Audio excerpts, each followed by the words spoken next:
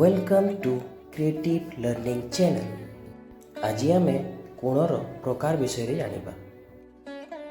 कोण मुख्यतः तीन प्रकार: सूक्ष्म कोण, समकोण और स्थूल कोण। पेंसिल द्वारा जो कोण तैयारी होइछि ताहा ହେଲା सूक्ष्म कोण। यार परिमाण 90 डिग्री रु कम।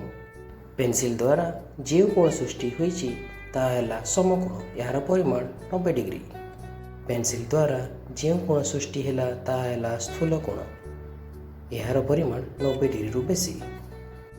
ताहले पिलामाने आमे जानिना जो कोणर परिमाण 90 डिग्री रु कम सही कोण को आमे सूक्ष्म कोण कहिबा। जेमिति 30 degree, 50 degree, 55 degree, 10 degree, 20 degree, 5 degree इत्यादि। सेहीपरि जो कोणर परिमाण 90 डिग्री सही कोण को आमे समकोण कहिबा। जो कोणर परिमाण 90 डिग्री रु बेसी सही कोण को आमे स्थूल कोण कहिबा।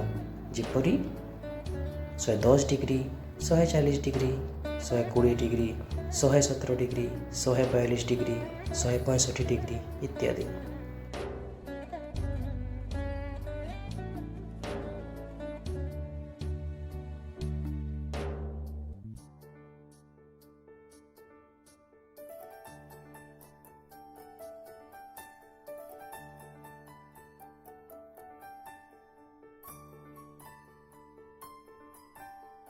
पिलामाने किछि प्रश्न दिया जाइछि, तार उत्तर तमे कमेंट बॉक्स रे लिखिकी दियो।